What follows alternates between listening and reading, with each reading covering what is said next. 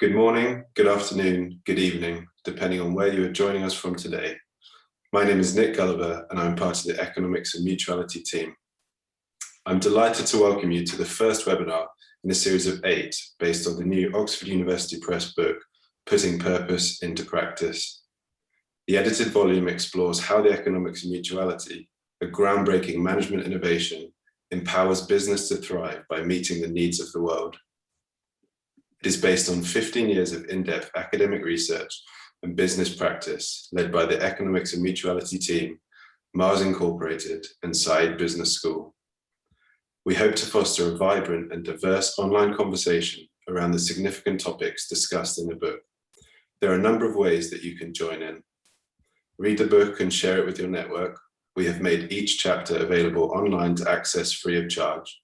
Simply visit the website purposeintopractice.org. Attend the webinars and extend the invitation to your network. This is very easy to do through the LinkedIn event. Just click on Invite Connections. Share your thoughts and questions with others in the LinkedIn event. You can do this by writing posts and commenting on other people's posts within the event page. The topic of today's introductory webinar is Putting Purpose into Practice. It will last for 1 hour, including a Q&A section at the end. Please submit your questions through the Zoom Q&A function at any point during the webinar. Next week's webinar will be taking place on Wednesday, and the topic will be Enacting Purpose in Organizations. I will now hand over to the book's editors, who will introduce you to today's speakers. Colin CBE is Peter Moore's Professor of Management Studies at Saïd Business School. Bruno Roche is EOM Founder and Executive Director and former Chief Economist at Mars Incorporated. Thank you. Nick, thank you very much indeed. And welcome to this landmark moment when we launch a book that represents the culmination of a multi-year partnership between Oxford University and Mars Catalyst, what is now the Economics of Mutuality. The program that we've been doing with Mars and now EOM has sought to identify a new concept and way of doing business that addresses the growing failure of business to tackle the issues and problems that confront the world and the growing problems that business is causing the world. As we'll hear in the session, those problems have now reached and gone beyond a crisis point, and the urgency to address them is acute. The source of the problems is an incorrect conception of the nature and purpose of business. That ill-conceived notion is around a purpose of making money that puts profits first and everything else second in realizing them. What the Economics of Mutuality in the book, which we're launching, do is to reverse that line of causation and say that it's a purpose of solving problems that comes first and profits derive from that. A purpose of a business is why it exists, why it's created, and what it's there to do. The purpose of business, like every organization and institution in our lives, should be about helping us to solve our problems, the problems we face as individuals, customers, employees, and investors, the societies, communities, nations, and continents, and the natural world, the environment, species, and our natural habitats. But business faces a particularly challenging task in solving those problems. It has to be commercially viable, financially sustainable, and profitable. So the purpose of business is to produce profitable solutions to the problems of people and planet. However, there's a further challenge that business faces. Not only does it have to produce profitable solutions, it has to do so in a form that does not create problems for others elsewhere. It's no good solving the problem of the environment through renewable energy if it thereby makes sources of energy unaffordable or inaccessible for certain segments of the economy and the world. It's no use housing or educating only a segment of the population who can afford or access those sources of housing and education. It has to be inclusive as well as sustainable, affordable as well as profitable. It cannot solve today's problems by deferring them to the future. Can business do this? Is this feasible? Yes, we believe it is. Does it complicate business and make it impractical? We believe the answer is no. It does exactly the opposite. It focuses business on what it's there to do, on its reason for being. It's been the mistaken belief that its purpose should be anything other than solving problems that has distracted it and made fulfillment of its real purpose almost impossible. What the book and the Economics of Mutuality is all about is how to do that, how to put purpose into practice and to create better, more successful businesses, as well as societies and the natural world. It represents that culmination of many years of joint research, and it brings together all the many people from around the world in academia, business, and finance who have contributed to it.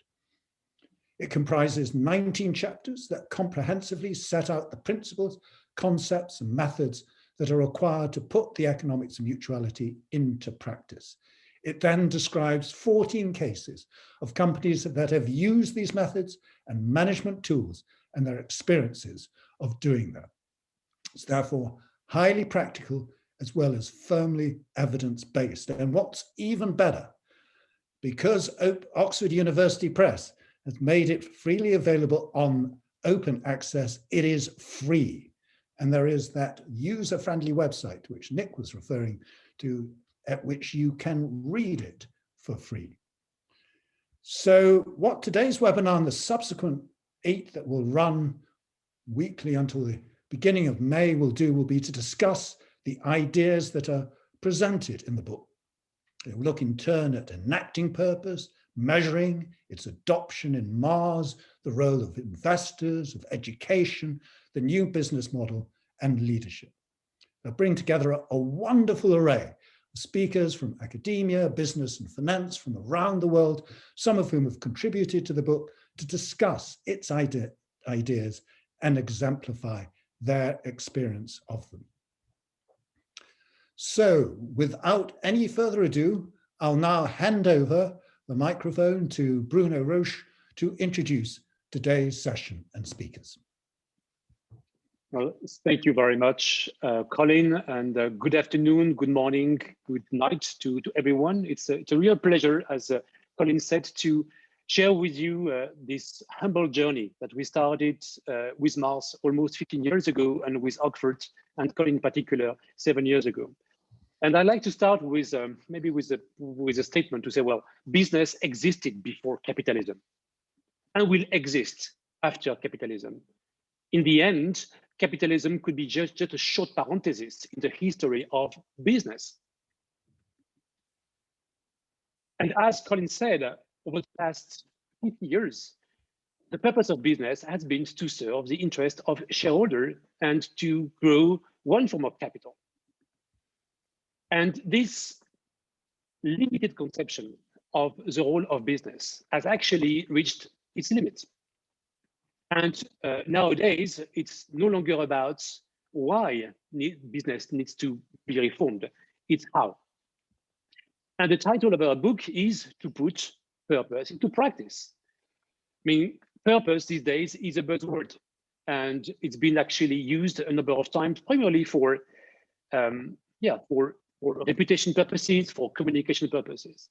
But the way we see it with Economics of Mutuality, that purpose of business is not to make profit. Purpose of business is to develop profitable solutions for the issues in the society and the environment, not profiting from creating problems. But having a purpose is one thing. Putting it into purpose, putting into practice is another thing. And there's a how that I was referring to. In a sense, anyone who has a purpose, or any organization who has a purpose, but doesn't put it into practice, is like someone who looks at his face in a mirror, and after looking at himself, goes away they immediately forget what it looked like. There is profound wisdom actually in putting purpose into practice. And the way we do it is to do a number of things. The first one is to consider that purpose is meant to drive strategy. And it's not meant to just communicate or to look nice, it's really about to drive strategy. The second thing that actually is to identify the stakeholders in the ecosystem in which the firm operates that are material to the purpose. And essentially to understand that within that ecosystem made of different stakeholders, there are different pain points and different capabilities, which actually can vary a lot. They could be of different nature. Some of them could be a lack of shared financial capital. Some of them could actually be a lack of natural resources or social and human capital. So there are many different types of pain points. And if purpose is meant to solve profitably issues in planet and people, then we need to be very clear about what purpose is for what company. Purpose is very specific. It's a bit like the identity of a firm. So every firm actually who wants to get into that journey needs to understand who it is and what is its purpose or calling. The third element, of course, is to provide measurement. Today, we measure very well financial performance, but we don't know how to measure other form of capital performance. And surprisingly, of course, business needs money to operate, but it also needs other form of capital. We need natural capital, social and human capital to operate. And the vision and the argument of the Economics of Mutuality that if we apply the same level of intentionality and professionalism to financial capital as well as other form of capital, not only the firm will have a better impact on society environment, but also would outperform. And the last element is to say, well, since it is so central to the value creation system of the firm, it needs actually to be translated into the accounting system. Accounting and finance are at the heart of how value creation is being managed, monitored, and reported. So there is the end game of the Economics of Mutuality is to come up with a new definition of profit. The journey started 15 years ago with an unusual question from the management of Mars in 2006, 18 months before the crisis. And the question was, what should be the right level of profit? And the question was not asked in the context of should we do more profit or less profit? It was asked in the context of what is the level of profit that would maximize the performance of the company. 15 years later, we don't have a magic number, but we have a methodology that can help each company, each organization, each business unit define the right level of profits that would both maximize its performance and also its impact on society and the environment. It means that there is a new role for different parts of the business. It's a new role for the board of directors. There is a new board for management. There is a new board for finance. And there is also a new, in a sense, a new type of leadership that need to be raised. And this actually is calling also to a transformation of a number of functions related to business. Education, of course, management schools have to reform their curriculum, the practice of business, but also the practice of investment, and eventually the role of the regulation and standard setters. We are calling here for system change, and for any system change, we need both a philosophy and methodology and pillars for making this happen. Education, business turnarounds, investment, and eventually policymakers. That's the challenge that we have in front of us. And the purpose of this book and our objective, Colin and I, is to modestly, but with a great level of passion, of intentionality, to bring this debate in the marketplace.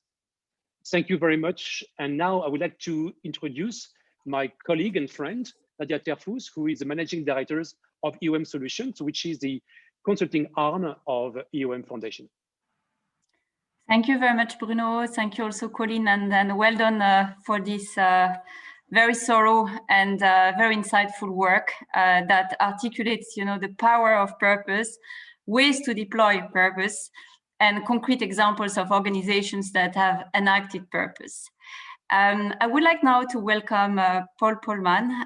We are very pleased and honored to have you, Paul, with us today to share your thoughts about the importance of putting purpose into practice. I'll just remind, I'll just say a few facts about yourself, a few elements. You are a renowned visionary and stakeholder-minded business leader. You certainly have shown that you aspire to a completed or augmented form of capitalism. You were the CEO of Unilever during 10 years up until 2019. You made big decisions. As such, you put an end to quarterly reports, annual reports. You placed responsible business at the heart of your strategy, leading to substantial non-financial and financial impact.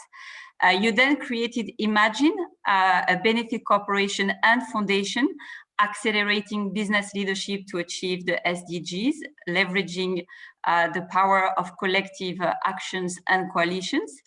And you're also the chairman of the board of several organizations, including Saïd Business School, which has been a partner of Catalyst or Economics of Mutuality for several years. Thank you and welcome, Paul. I would like to start with you with a large question around the purpose. So we hear a lot about the tech revolution in relation with data, with digital. We also hear about the gig revolution. My question is, can we actually talk also about a purpose revolution in relation with the nature of business itself, whereby businesses would contribute to solving the most pressing societal and environmental challenges and have purpose drive the business decisions? Well, yes, thanks, Nadia, and obviously great to see everybody. And first of all, I would be remiss not to start with congratulating you all on this wonderful book, Putting Purpose into Practice, that comes at a very pertinent time, I think, as we start to think of how to go back to something better coming out of COVID. And I had the pleasure to have an advanced copy from Bruno and Colin that I read, and it is a must read in my opinion. So make use of this generous offer to have it for free, which I think is indeed very generous. Nadia, to your question, it's not easy to be a CEO these days. You know, Lenin, I think, said that there are decades when nothing happens, and then there are weeks when decades happen. And I think we're a little bit in that situation now. We're seeing the scale of the industrial revolution in terms of change, but it's probably with the speed of the technological revolution. And it's difficult. It's difficult to run a company nowadays in this VUCA world. And as a result, I believe you're seeing clearly a bifurcation happening now at a much higher level than before between the companies that get it and the companies that don't. There is no doubt that our model that we currently adhere to has lifted a lot of people out of poverty, but it's also clear that more and more people have discovered, with COVID especially, that this economic model is not sustainable. And now it's a problem a little bit because we need to reflect not only on what our business model should be, but more importantly, how we should do business. And this is where the economics of mutuality, I think, come in as well. Nature has seen a shocking 68% decline in its species, mammals, fish, or birds, over the last 5 decades. Some people call it the 5th great extinction. Only half of our world's rainforests have been cut down already, and it's going very fast now. These are the lungs of the world. Climate change still is not really within the 1.5 degree curve that we know we can at best afford. And if it was only on planetary boundaries, it wouldn't be the only problem we have to attack. It's a little bit more complex. But by attacking the planetary boundaries, I think we have discovered that we cannot have this finite growth on an infinite planet. And you would agree with me that anything we can do forever is by definition unsustainable, to the point that systems collapse, and that's what we're seeing. We see the same thing regretfully on inequality. And here again, COVID has brought that more to life. 4.5 billion people still living on less than $5 a day, 500 million jobs lost, 150 million back in acute poverty. And it affects especially the more vulnerable people once more, including the women, which are twice as likely to lose jobs than men. So I believe that we're in a tipping point, because if we want capitalism to survive, we're going to have to start with qualifying what Bruno said, what is this stakeholder value? And that has to include the planet and fellow citizens. And that makes the economics of mutuality, or these purpose-driven business models, so important, especially now, because we're at a tipping point. Since COVID, there's more awareness in our failing system, and where we fail, I believe, is also more transparent. And it's not surprising that 90% of executives now believe that COVID will fundamentally change the way they do business, but they also believe that they have to come out better than they went in. Going back to where we came from is not an answer. To the surprise of many, we saw in 2020 ESG, environmental, social, and governance, taking off. Everybody had expected that the same would happen as during the financial crisis 10, 12 years ago, when we saw a reduction of attention in ESG. Here it's in fact the opposite. You see real momentum building at the company level, at government level, at the private sector level, at the financial level. I also think that more companies now understand, thanks to some of the efforts that you've been leading, how important it is to have purpose at the core, and that driving true business transformation. Something that I call from CSR, corporate social responsibility, that still too much deals with less bad, to responsible social corporations and to making something good. And then we are seeing definitely the young playing up their game again. There's this new generation that is more purpose driven that we have to deal with, that is more eager to attack, and frankly has a certain sense of impatience. So I believe it's a turning point, and not a day too soon, because the next 10 years, we have to deliver the results. Many companies make commitments for 2050, but if we don't bend the curve now, it's not going to work. On climate change, for example, we have to halve the emissions in the next 10 years. We have a unique opportunity this year with the Food System Summit, the COP26 on climate change, the biodiversity convention, and some people are starting to react already. 9 out of the 10 biggest countries in the world have now made net zero commitments on climate. We see trillions of dollars being spent now to get out of the economic malaise, if you want to, and a lot of that spending is going towards greening the environment. And you see business itself stepping up, and that is important, because I don't believe that we can get to these targets that we need to achieve if it were not for the private sector stepping up. There's 60% of the global economy, 80% of the financial flow, 90% of the job creation. And business has discovered that there's a growing evidence, I believe, that shareholder primacy, which still in many quarters of the world is the prevailing model, is now becoming the failing doctrine that destroys both our natural environment as well as our social cohesion. So a long-term multi-stakeholder model with purpose at its core is probably the hardest thing to do, much harder than the technological revolution or any other management change that has come in the history of mankind. Because it deals with values, it deals with behaviors, it ultimately requires cultures to change, and we know how difficult that is. But the only companies that are going to survive in the future are the companies that make a positive contribution to people and planet, that actually are trying to solve the world's problems. Less bad is still creating the world's problems, and we don't want to have too many around anymore of those companies.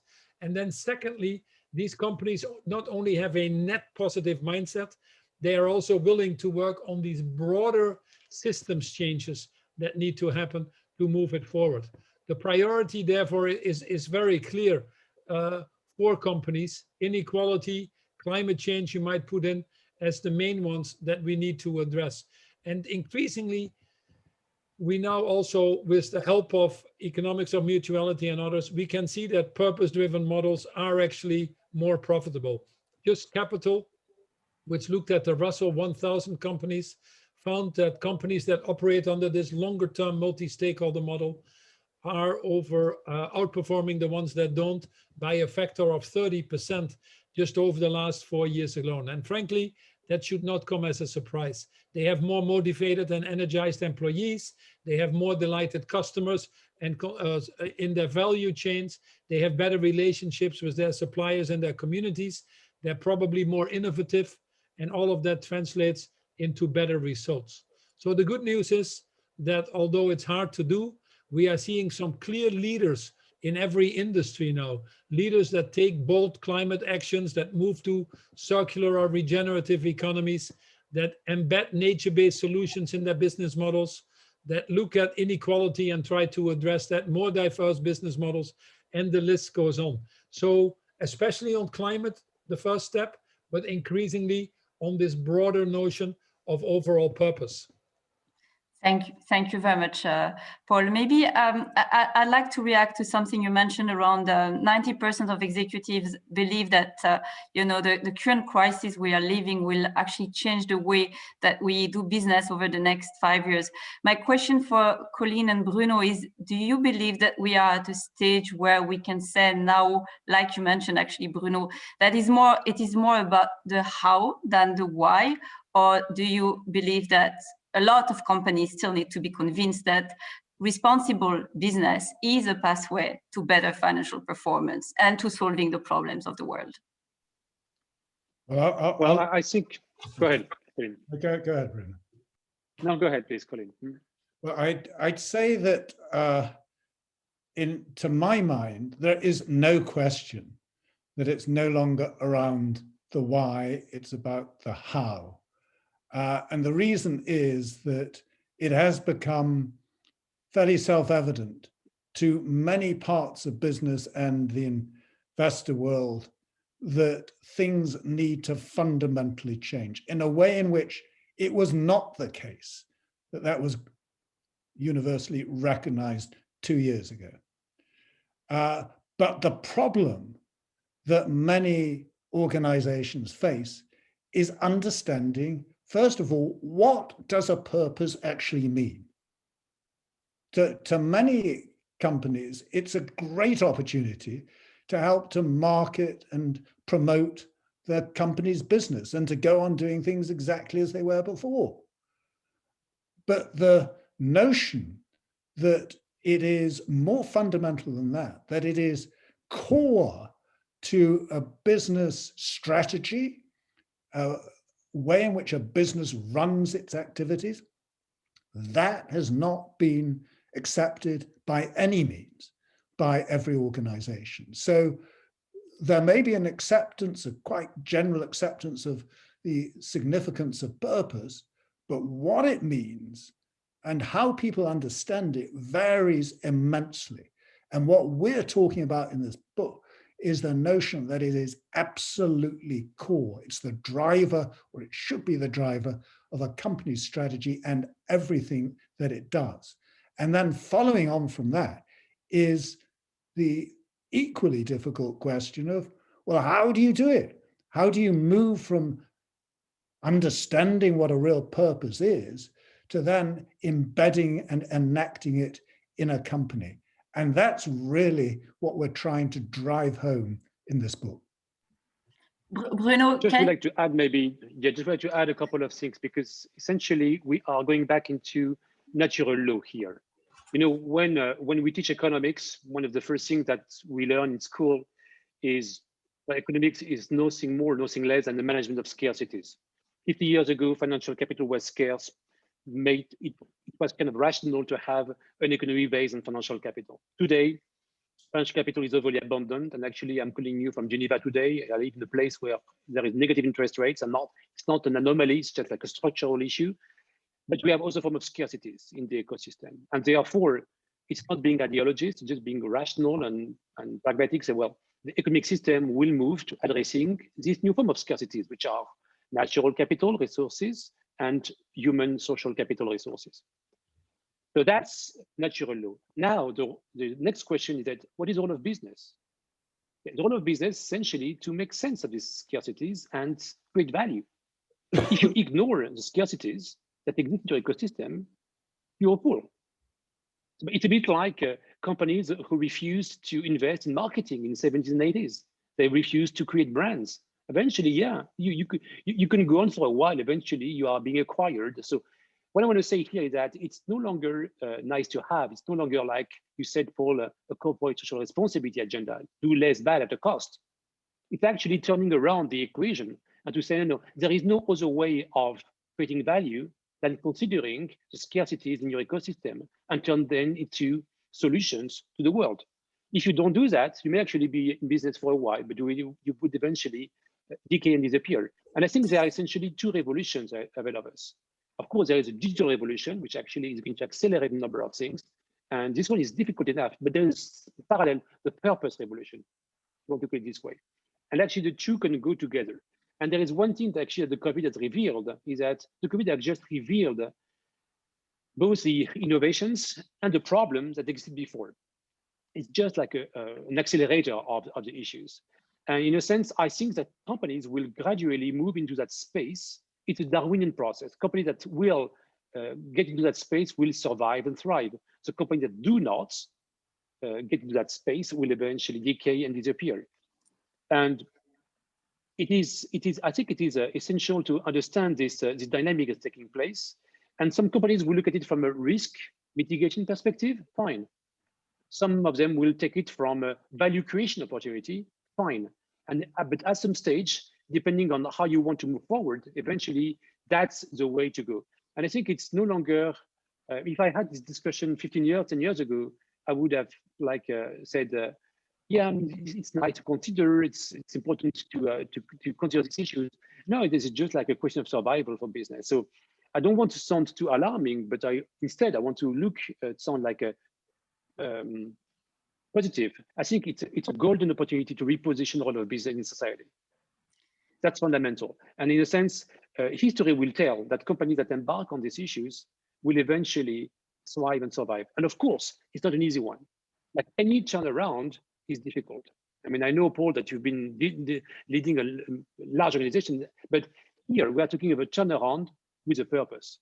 So my intuition and my argument is that it would be easier to turn around a business with a purpose in mind than just turning around a business for profit-making purposes. You would get much more resources. You can tap into much more hidden and untapped resources to turn your endeavor into a success. Of course, the key question here is the role of investors. And also the role of investors needs to, at some stage, to be educated that it is in the shareholders' benefit to engage into this transformation. And now, over the last 15 years with Mars and Uncle, we have gathered sufficient case studies that shows actually that business that invest in this kind of business model not only have a better impact on society and the planet, but also they outperform, and not only in the long run, also in the short term. And that's actually the beauty of what we are talking about here. And of course, Economics of Mutuality is just an attempt to guide companies into that space. And we are not the only one, but it is actually a right step in the right direction. And that's why I believe, in a sense, that the why question is getting still in the air, because as you said, Colin, the why need to be properly defined, but the real question now is the how. And eventually the what will follow. I would like actually, Paul, to react to the point you were making, Bruno, around the short-term versus medium to long-term performance. Do you think, I mean, a lot of companies are now saying, look, there seems to be a trade-off, like enabling purpose takes time. And so it means that potentially we also have to renounce to short-term profitability. So I have a question for you. Is there really a trade-off, or can we combine short-term and medium to long-term performance? Yeah, I think it's a false dilemma. Increasingly, we are seeing that companies that are operating under this long-term multi-stakeholder model are actually putting in a better performance. We are seeing also the financial market starting to wake up to that. During the financial crisis, the ESG funds have not only grown significantly faster, but they've also outperformed others. And we see the same thing with companies.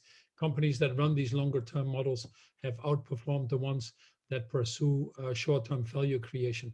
I think to some extent, most people, a few minorities excluded, are coming to the conclusion that this myopic focus on the short term and Milton Friedman's shareholder maximization model has run its course. You know, the average lifetime of a publicly traded company has gone down from 67 years when I was born to less than 17 years today. The average tenure of a CEO has dropped to well below 5 years. Running these companies short term is literally running it into the ground. And if you want to address these issues of climate change, food security, inequality, it needs a longer term business model. And with a longer term business model, you can actually calibrate your multiple stakeholders. You can build the right values in your company to drive value longer term as well. And it's actually increasingly easier to explain with the increasing data that we have, that it drives that longer term value creation.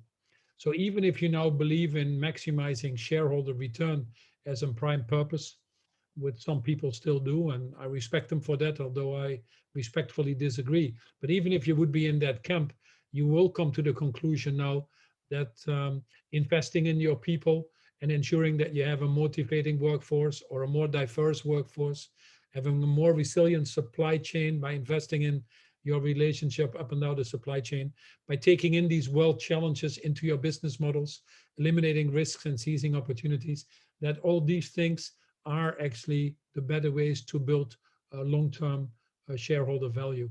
The issue that we have really is several that get in the way. We've put so much money into the global economy and it's all trying to chase returns.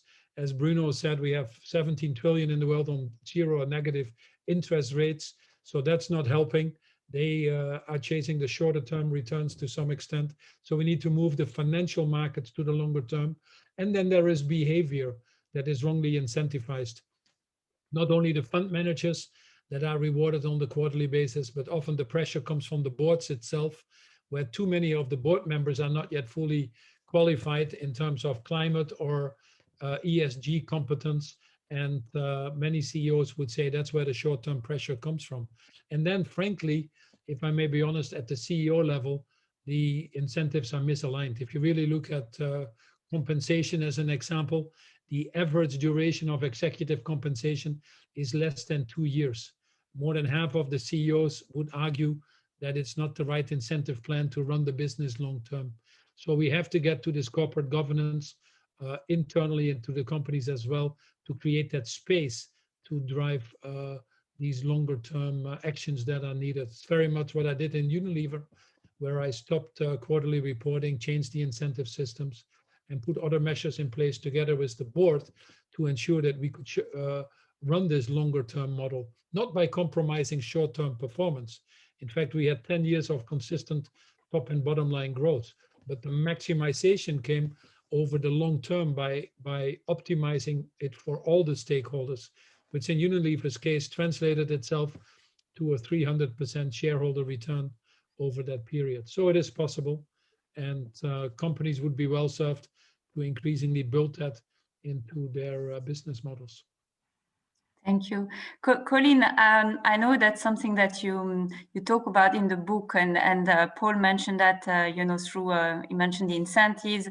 My question is really, what are the enablers of a purpose-driven transformation? What is it that needs to happen to really disseminate, a purpose throughout an organization? Well, the first thing that is key is to get the measurement system right.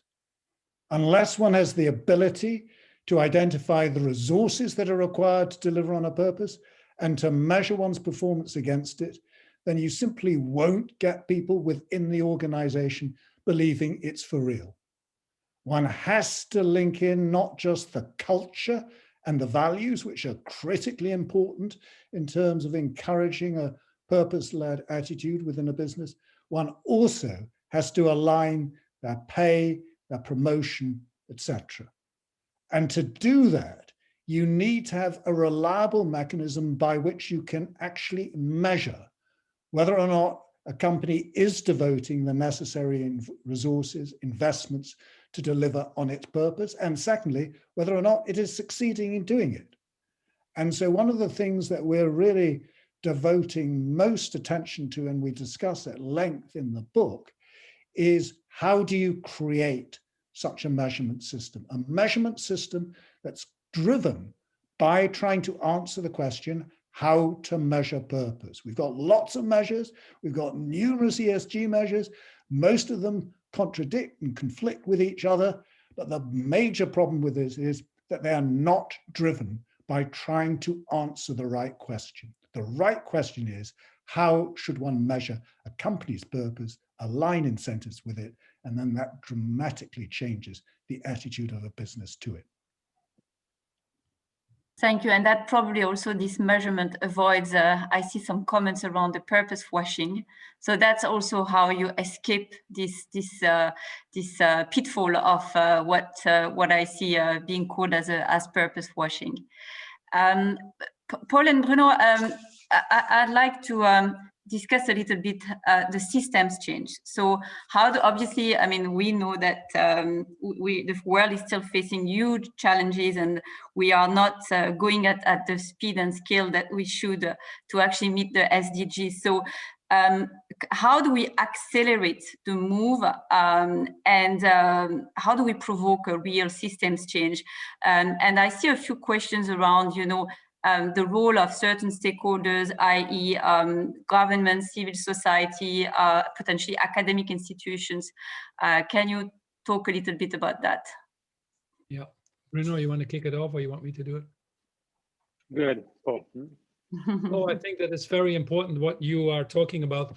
I think the part of the reason that we see incremental change and not step change is because we don't change the system. We basically react to symptoms. And that is one of the bigger problems we have. Governments are in a difficult situation right now. Multilateralism is not quite working.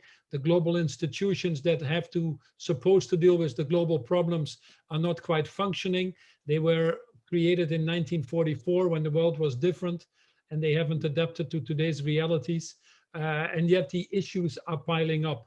Cybersecurity, financial markets, climate change, pandemics, these are issues that need to be solved collectively, not least obviously climate change being now the bigger one. And the reality is that companies themselves as well are still playing it safe. Either they're in the CSR space of less bad, or when they make commitments, they want to be 100% sure that they can achieve it. And frankly, the result is that most of them play not to lose versus playing to win. Whilst everybody agrees on the direction that we need to take in terms of changing our bent the curve of capitalism, if you want to, we are not going, as you rightfully say, at the speed and scale. So what we need to work on more in my system is two things. First of all, business needs to step up to de-risk that political process and to give more courage to the politicians. It's starting to happen on climate, but we need to see more. There are initial signs that we are also now attacking the nature-based solutions, but we need to see more. Because of the tragic death of George Floyd, the social equation is getting more to the foreground, but we're not moving fast enough. So business itself has to de-risk. And then the second thing is these challenges are so big of systems changes that we can only do that and solve them if we work that at a different level than where these challenges were created, which means these transformative partnerships.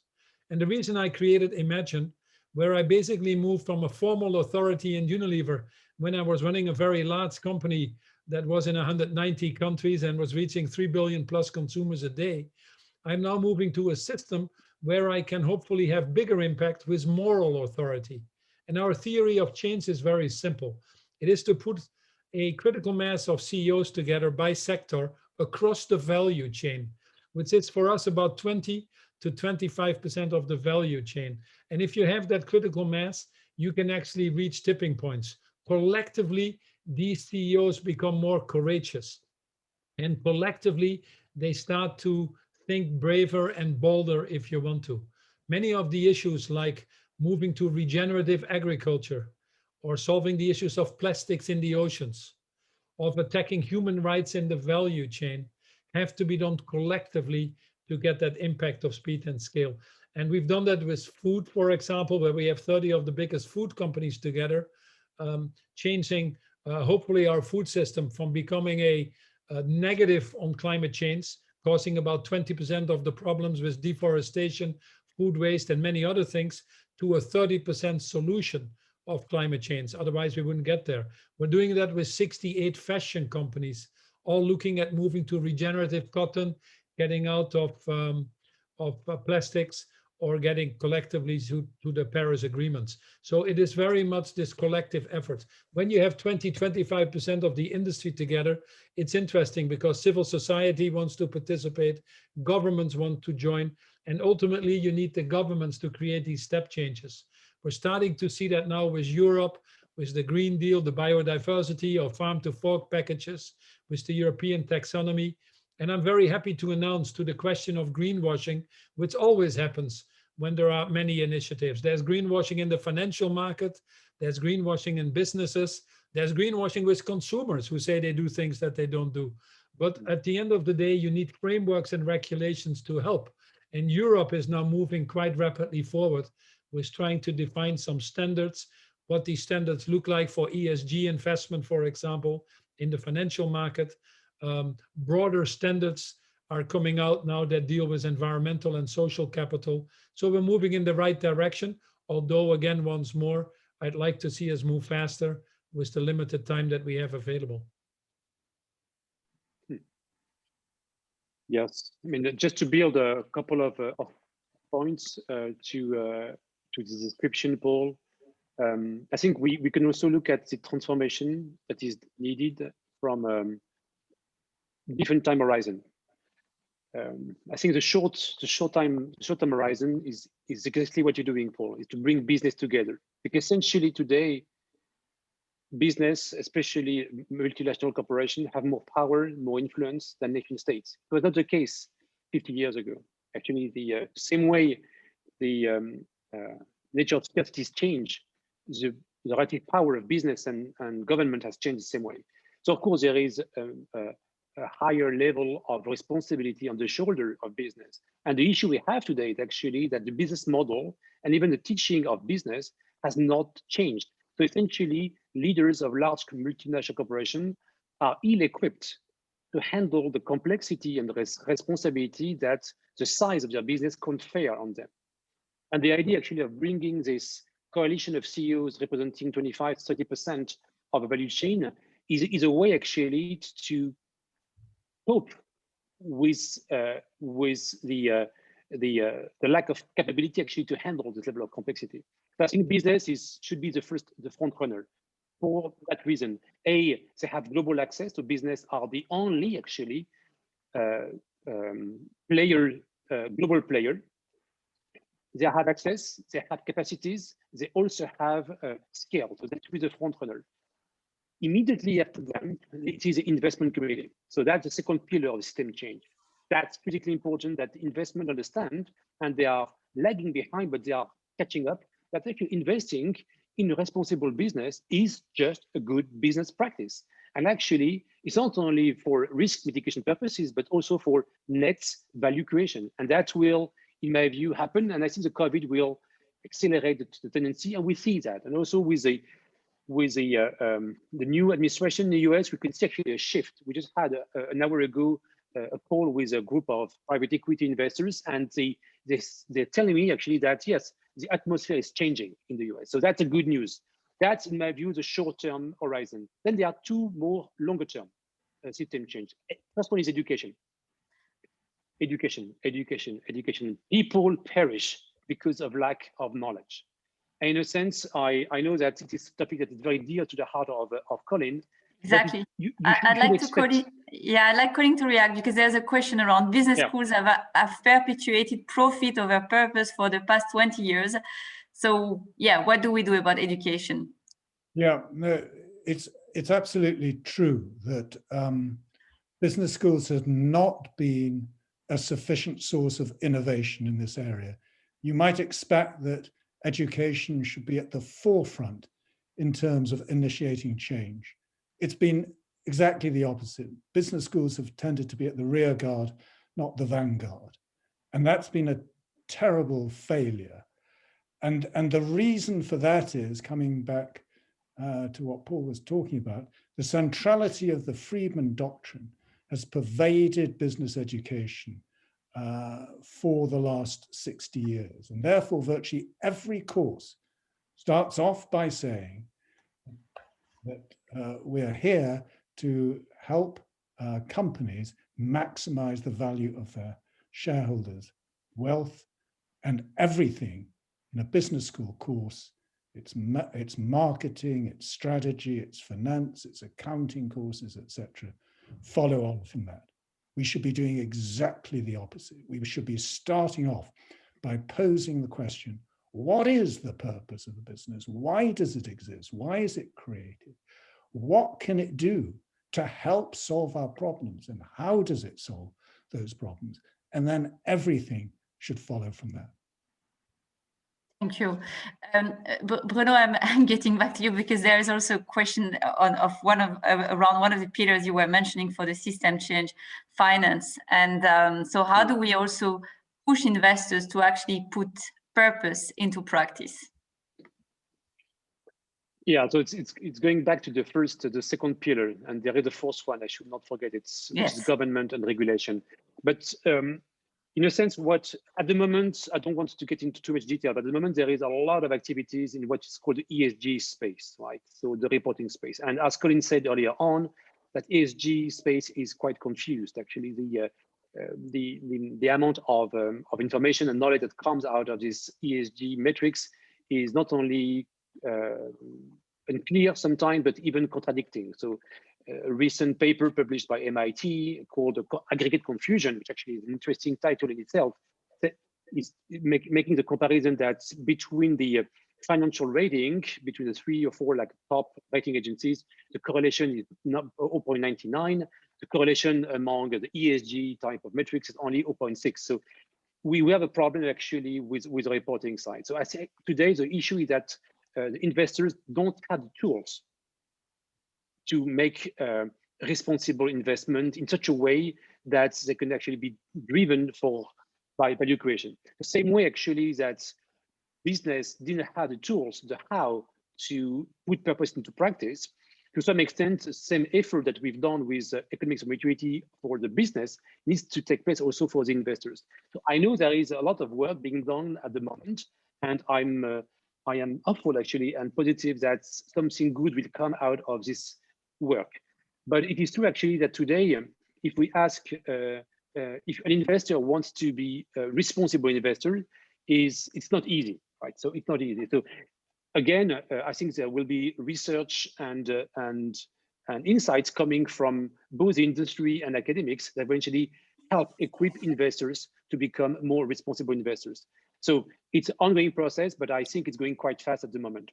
The last pillar that I think we should, so the third pillar was education. And thank you, Colin, for saying that, because I really think actually that if we want to transform a society, it starts with training the current and new generation of leaders. And I know it's a movement that's taking place, but today I'm still frustrated to see that when we are teaching responsible business or whatever, we are still an elective. It's not core to the curriculum. So I think at some stage, and I know that I'm talking to 2 Oxford authorities today, I think at some stage it would be good if one business school would actually turn the curriculum around. So starting from teaching business as a way to deliver purpose and not only just as delivering profit. I think there would be a very strong artifact for a management school to embrace this turnaround of the curriculum. The last pillar, in my view, so the first one is business turnaround, second one is investment, third one is education, and the fourth one is, of course, policy making and standard settings. And I know actually that, especially at the EU level, there is a lot of work taking place. There is also the work that the IFRS now is pioneering. And I believe, actually, I remember you gave me a book a few weeks ago, Paul, called The Brussels Effect. And I think, in a sense, it's interesting to see how the EU is positioning itself as, in a sense, soft power, right? But very clear on what is good or what is bad.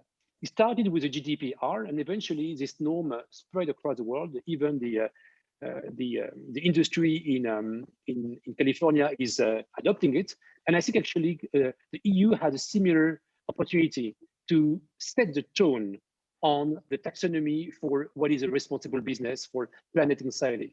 And given the size and the influence and soft power that the EU represents, and actually that every multinational corporation has to do business with the EU in some way or another, I think leveraging both the ability of the EU to tell what is a common good and using the market mechanism to spread around the world is a very powerful way of aligning the world from the top and not from the bottom. And I would like Paul to react to that, because I see a lot of questions around the relationships. How do you leverage somehow the relationships businesses can have with governments, regulators, to actually accelerate the purpose, adoption? What is it something that you've seen in the coalitions that you're building, Paul? Yeah, for individual companies, it's difficult to deal with governments right now for very different reasons, and difficult for governments to deal with all these companies separately. So aggregating, I think, will result in getting quicker to the solutions. You take the European labeling, every company has a slightly different idea. To ask the European Commission to do the labeling, they're also sometimes farther removed from the realities. Why not sit together around the table and move it forward is probably a more constructive way to do that, where everybody makes a compromise. So how does that work? The most important thing that business competes on in the future, and I would argue any institution, is on trust. If you just look at what we basically talked in this session, the real value that financial accounting explains in a value of a company is probably only 15% or 20%. But this other value, the social capital, environmental capital, or what people call goodwill or intangibles, is really trust. So businesses need to start to be responsible themselves, hence these purpose-driven business models, to create that trust. Then you bring people together around like-minded objectives. As I mentioned, businesses that are going to be successful are businesses that have a net positive mentality and want to be part of driving these broader system changes. In Unilever, we saw our reputation going up, our employment brand going up, but we also saw more people willing then to work with us from civil society and governments to drive these changes. So create that level of trust. Define very clearly what problem you're trying to attack, always keeping in mind that it starts with the citizens of this world we need to serve. It doesn't start inside of a company, it starts outside. The beauty of a purpose-driven business model is that it makes it an outside-in model, not an inside-out model. It's a very refreshing, but also very important change that is taking place. And if you align on who does what, work transparently, hold ourselves to the highest level of accountability and transparency, you move the systems forward. And there are immense partnerships being formed right now. I think COVID, to some extent, has shown not only the complexities of the global system. People for the first time understand that biodiversity, human health, climate change, economy are all interlinked, but it also has brought to the foreground the powers of cooperation. Countries that have worked better with other parts of civil society have a higher social trust, higher levels of cooperation, and are getting better results. And we see the same with companies. Enormous partnerships have emerged out of COVID, and we need to be sure that we not only learn from them, but that we nourish many more as we move forward. So it's this mix, Nadia, of company transformations that need to happen, and then collectively getting the multiplier, as I call it, by putting the right people together. And it doesn't take much, actually, to drive that system change. I always believe it's a little bit simplistic, but for the soundbite, it's okay. For any system change, you need to get about the 20 right people in the room. You don't need that many, you just need the right people. And it starts with caring, people with a high level of compassion that are purpose-driven. You know, to change the financial market, if BlackRock, State Street, Fidelity, and Vanguard would have the courage to sit in the room and write down the rules that we all know we need to make it work, I think we could go quite far as an example, but that is true for every industry. Thanks, Paul.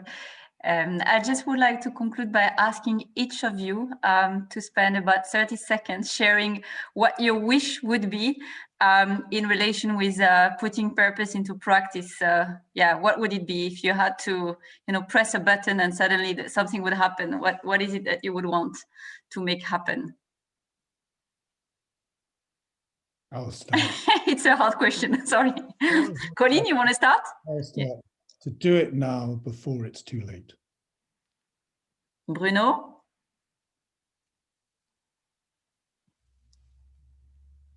I think there is a time for everything, a time to keep and a time to throw away. And we are at this time when some of the old has to be removed and some of the new has to be invented. And there is an analogy that I like very much in the team, you know it, Nadia, is that you don't put new wine into old wineskin. Paul, you have the word of the end. Okay, I'm very simple. You know, never ever have we been so forewarned about what is going to happen. Never ever have we been so forearmed to do something about it. The missing element is the human element. And this is where purpose comes in. Purpose is driven by moral leadership. And we're short of leaders and trees. We need more leaders that understand that putting the interest of others ahead of their own, they'll be better off themselves as well. More leaders that understand that partnerships are needed to solve these issues, that understand that we need to be multi-generational, that have been educated in a more systemic thinking that Colin has talked about. At the end of the day, change happens because of people. And it starts with purpose-driven people to drive purpose-driven organizations. It's the same with sustainability. You have to be sustainable first. Burnt out people burn out the planet. Purposeless people get companies rudderless. So it starts and ends with ourselves. The Dalai Lama said it well, that if you seek enlightenment just for yourself to enhance yourself or your own, you miss purpose. But if you seek enlightenment to help others achieve their objectives, you are with purpose. So a simple request to everybody is live a life with purpose. That's where it starts and that's where it ends. Thank you very much for your inspirational contributions, and yeah, hope you all enjoyed, and yeah, see you soon in the next webinar. Thank you. Wonderful. Enjoyed it. Thank you very much. Thank you, everyone. Thank you. A big virtual hug.